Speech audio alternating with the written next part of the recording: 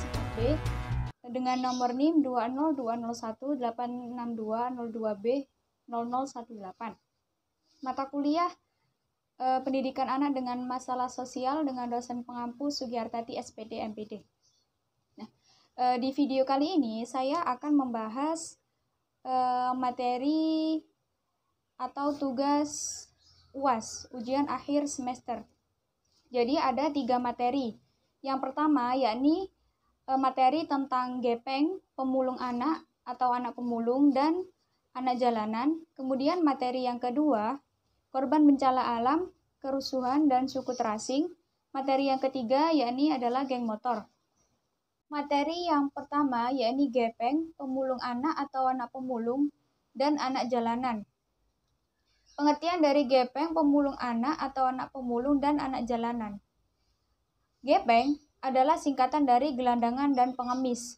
Gelandangan sendiri artinya adalah seseorang yang hidup dalam keadaan yang tidak mempunyai tempat tinggal dan tidak memiliki pekerjaan tetap, serta mengembara di tempat umum sehingga hidupnya tidak sesuai dengan norma kehidupan yang layak.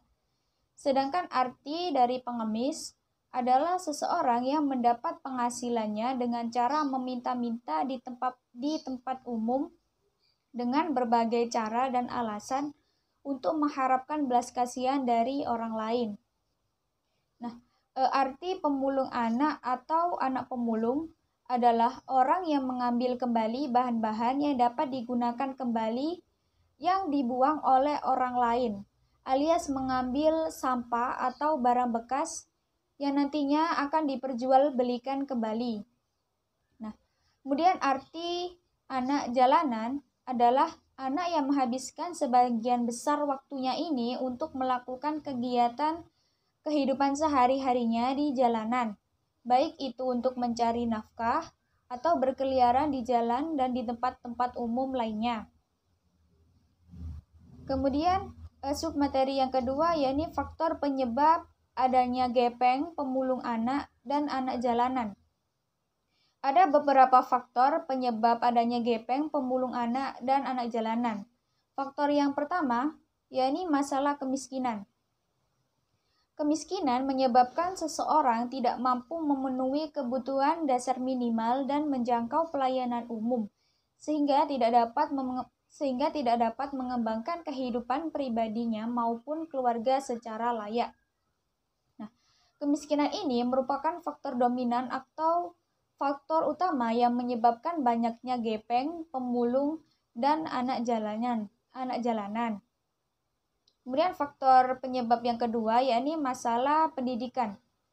Pada umumnya, tingkat pendidikan gepeng, pemulung anak, dan anak jalanan ini relatif rendah, sehingga menjadi kendala bagi mereka untuk memperoleh suatu pekerjaan. Dalam dunia kerja, kualitas sumber daya manusia dapat diukur melalui jenjang pendidikan yang mereka tempuh. Jadi apabila seseorang berpendidikan rendah, dalam arti hanya memiliki ijazah sekolah dasar, akan sangat sulit untuk mendapatkan sebuah pekerjaan yang layak. Nah, sehingga jadi rendahnya pendidikan inilah yang membuat mereka terpaksa hidup dalam keterbatasan yang sampai mengakibatkan mereka ini harus tinggal di alam terbuka dan mencari penghasilan dengan cara meminta-minta. Kemudian faktor selanjutnya yakni masalah keterampilan kerja. Nah, keterampilan sangatlah penting dalam kehidupan manusia. Dan dengan keterampilan dapat mempengaruhi kesuksesan seseorang dan dapat menciptakan kehidupan yang lebih baik, khususnya pada diri sendiri dan umumnya pada lingkungan sekitar. Potensi diri dapat digali di dunia pendidikan. Nah, oleh sebab itu, pendidikan sangat erat kaitannya dengan keterampilan. Nah, orang yang memiliki pendidikan rendah, maka cenderung memiliki keterampilan yang rendah juga. Nah, pada umumnya, gelandangan dan pengemis tidak memiliki keterampilan yang sesuai dengan tuntunan pasar kerja. Nah, sehingga ini akan menyebabkan tidak ada jalan lain baginya untuk memenuhi kebutuhan hidupnya yang pada akhirnya mereka pun harus mengemis di tempat-tempat umum atau meminta-minta. Nah, faktor penyebab yang selanjutnya yakni masalah sosial budaya. Kecenderungan bahwa pekerjaan yang dilakukan tersebut adalah sesuatu yang biasa-biasa saja. Jadi pekerjaan pemulung, kemudian meminta itu mereka anggap seperti sesuatu yang biasa saja. Jadi seperti atau selayaknya pekerjaan lain yang bertujuan untuk memperoleh penghasilan.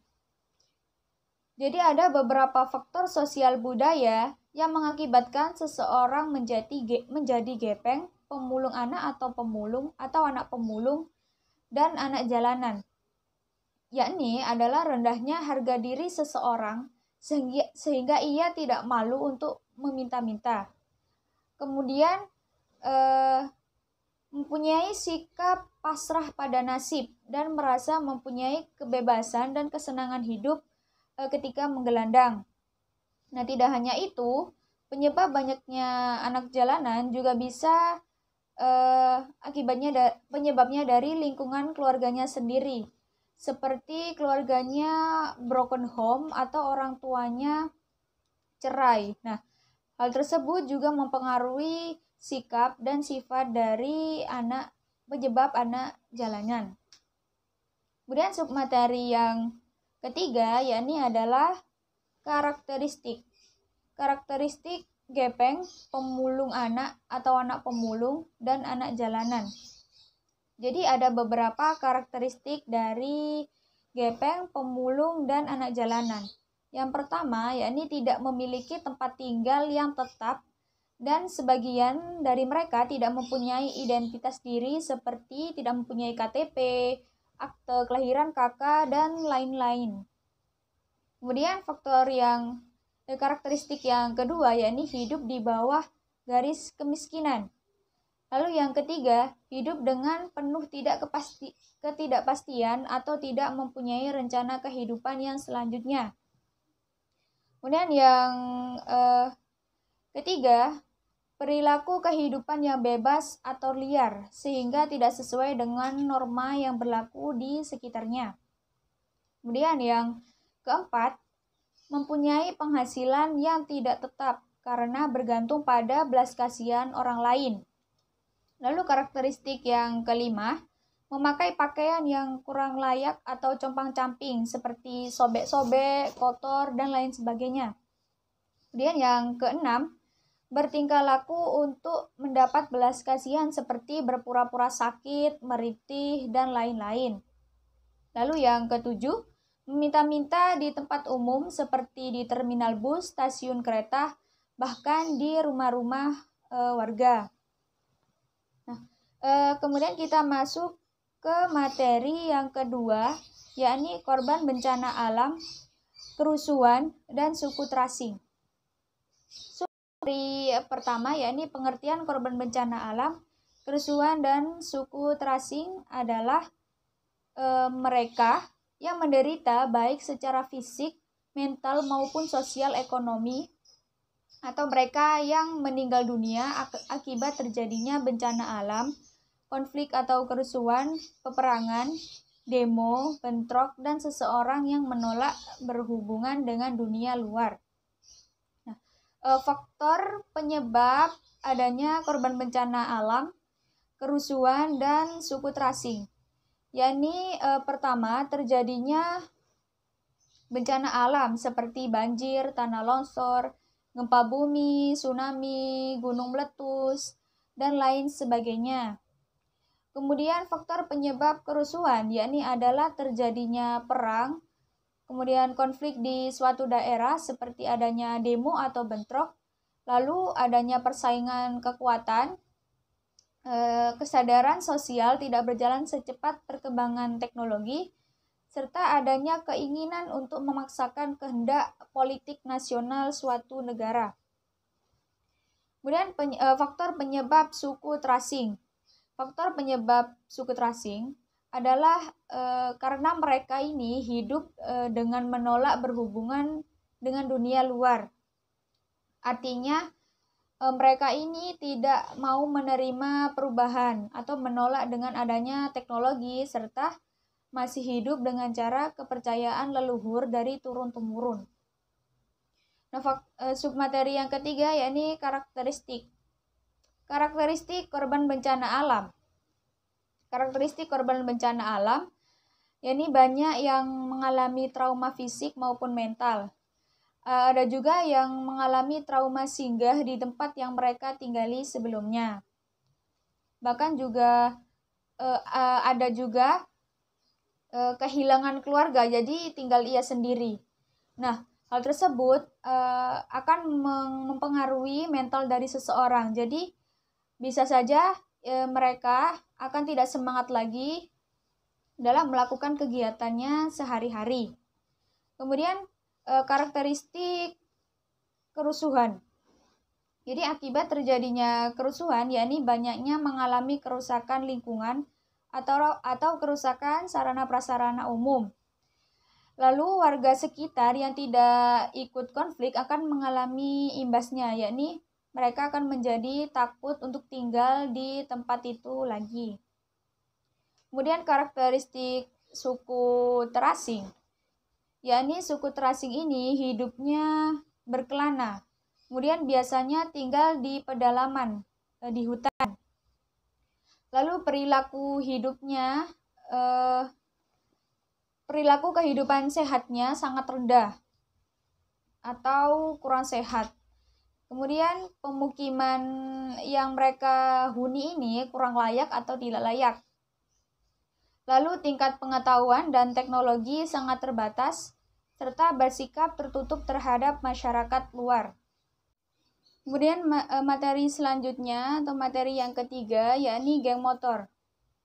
Pengertian dari geng motor.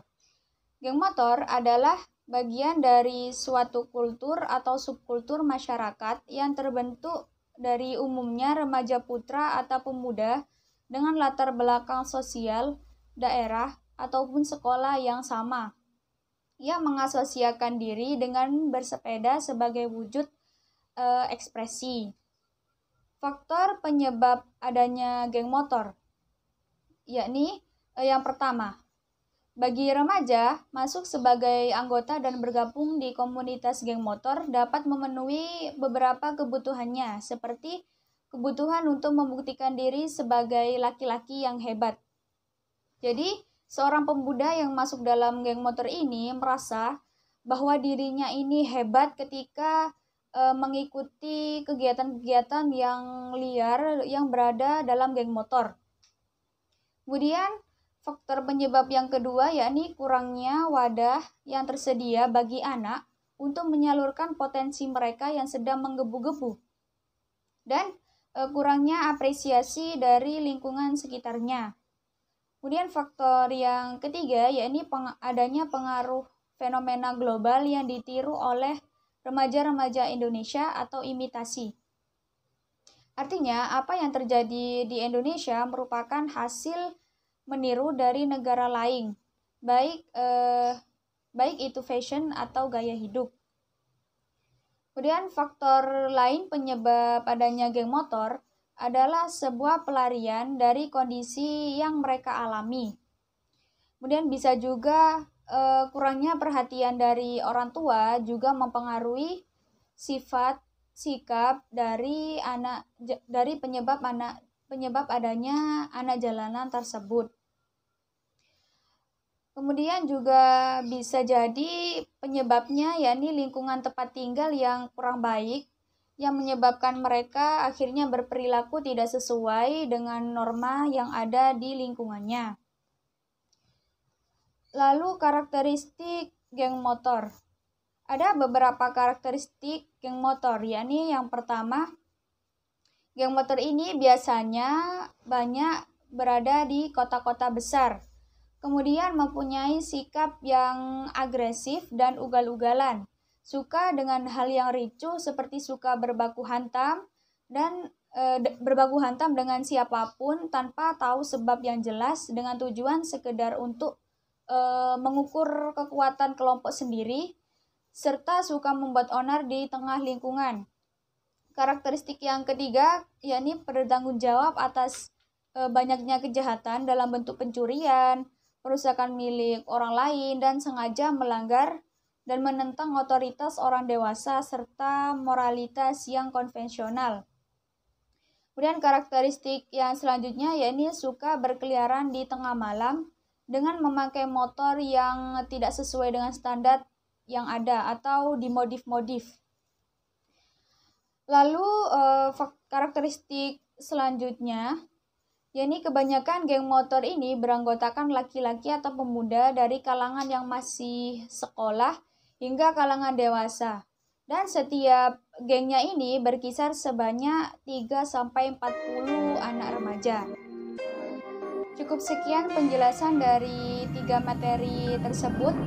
Untuk materi yang selanjutnya akan saya bahas pada video berikutnya.